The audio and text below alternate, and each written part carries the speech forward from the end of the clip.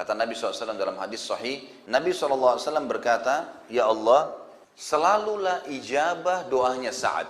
Jadi salah satu yang menonjol dari Sa'ad ini, di kalangan sahabat dikenal orang yang mustajab doa. Bahkan para sahabat sangat takut kalau punya masalah dengan Sa'ad. Karena apa saja dia bilang, "Ya Allah, lakukan ini," tiba-tiba langsung terjadi. Jadi doanya mustajab, tidak pernah doanya Sa'ad tidak diijabah oleh Allah.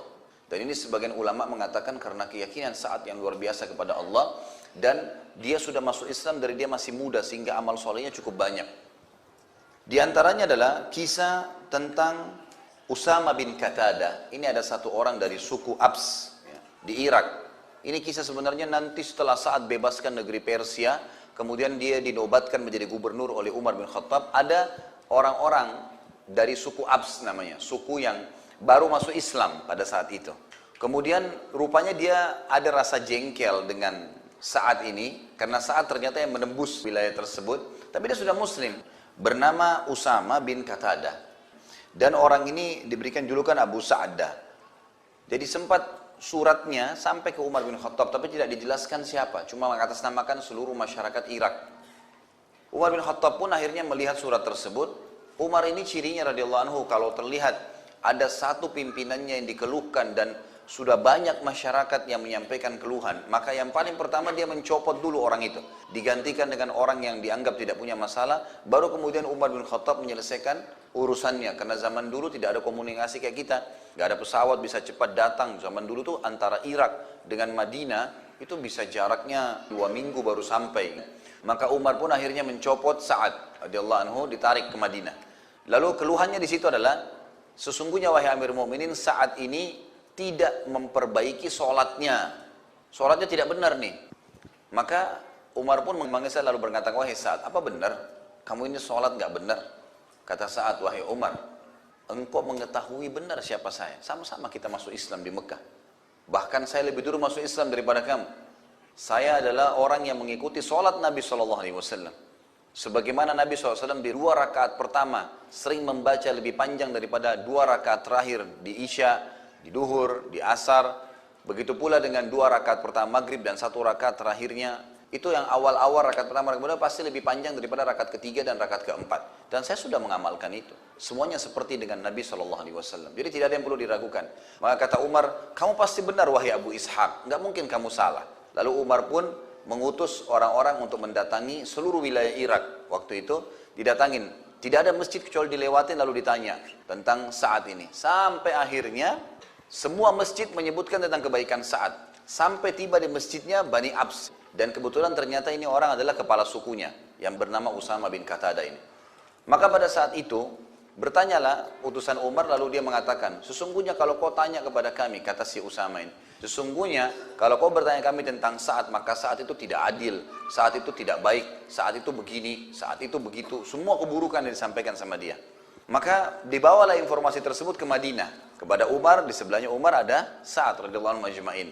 Maka waktu Sa'ad dengar, Sa'ad mengatakan, "Ya Allah, kalau seandainya hambamu ini dusta," hambamu yang di sana maksudnya si Usama bin Qatadah, "dia dusta dan dia hanya sekedar mencari masalah serta akan mengganggu kedudukan muslimin, karena kalau diganti amirnya, pemimpinnya pasti akan kacau. Maka aku memohon kepadamu ya Allah agar engkau panjangkan umurnya dan engkau susahkan hidupnya dalam keadaan dia tua, serta masukkan dalam hidupnya segala macam fitnah." Maka beberapa tabi'in mengatakan bahwasanya kami menyaksikan orang itu yang sudah didoakan oleh Sa'ad sampai umurnya sudah sangat tua, mendekati 100 tahun, sampai-sampai saking tuanya, keningnya itu sudah turun dan menutupi matanya. Belum meninggal juga. Dan orang itu dalam keadaan miskin, meminta-minta makanan di jalanan. Tadinya dia kepala suku.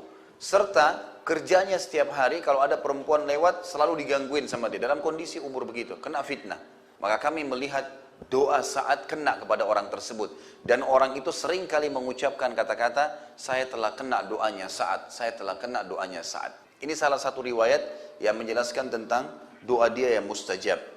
Pernah juga satu kali Sa'ad radhiyallahu anhu waktu sudah pindah ke Madinah dari Persia, kemudian Umar bin Khattab sempat tawarkan waktu itu, "Apakah kamu kembali jadi gubernur di Irak?" Dia bilang, "Tidak.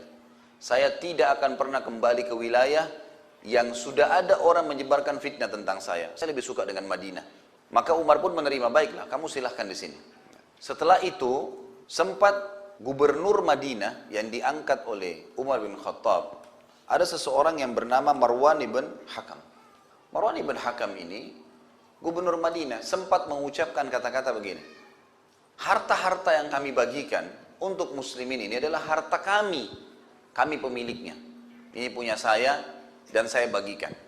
Saat itu dengar itu, saat merasa orang ini sudah merasa harta muslimin adalah hartanya dia, tiba-tiba dia datangin istananya, seperti kita kalau sekarang mungkin kantor gubernurannya didatang, lalu saat mengatakan, wahai Marwan, apa kau mau saya berdoa untukmu? Karena sudah ditahu, kalau dia berdoa mustajab.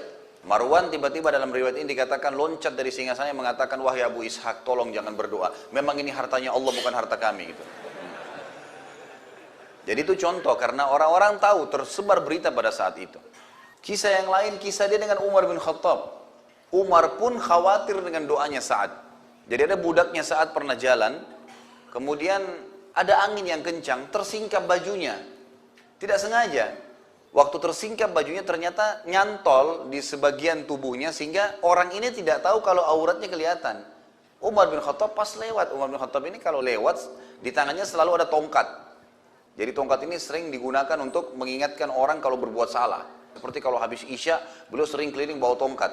Kalau ada orang kumpul-kumpul di jalan ditanya, kenapa kalian kumpul-kumpul? Kalau bukan karena takziah, bukan karena ada orang sakit yang sedang dijenguk, kumpul-kumpul iseng, dipukulin sama Umar, pulang semua. Kalian mau di sini duduk nongkrong, buang-buang waktu, akhirnya sholat subuh dan sholat malam kalian terbengkalai, bubar. Jadi orang takut sama Umar pada malam. Umar bin Khattab juga kalau lihat kemungkaran langsung dihukum sama dia. Dilihatlah budak ini tersingkap. Lalu Umar bin Khattab mengambil, ada kayu kecil, dia pakai tongkatnya, karena dia tahu ini budak, dia ambil dipukul. Kenapa kau tersungkap auratmu? Dia bilang, saya tidak tahu. Tapi Umar sempat mukul. Saat sempat lewat, lalu saat tahu ini budaknya dia. Saat mengatakan, wahai Umar, jangan kau pukul dia. Umar rupanya dalam kondisi pas memukul budak ini, itu sempat saat menahannya dan saat pun dipukul oleh Umar. Lalu saat mengatakan, baiklah, saat ke samping ngangkat tangan, mau berdoa. Lalu Umar bin Khattab lari mengejar saat, lalu memberikan tongkatnya mengatakan, hukumlah saya. Ini silakan kisosnya, saya sudah pukul dia, pukul saya juga. Karena Umar pun khawatir, ini kalau berdoa berbahaya nih. Mustajab doa. Jadi kasus-kasus seperti ini ada terjadi memang dalam kehidupan beliau. Bahwasanya beliau terkenal orang yang sangat mustajab doa. Sehingga membuat orang-orang khawatir sekali kalau sampai punya masalah dengan Sa'ad radhiyallahu anhu.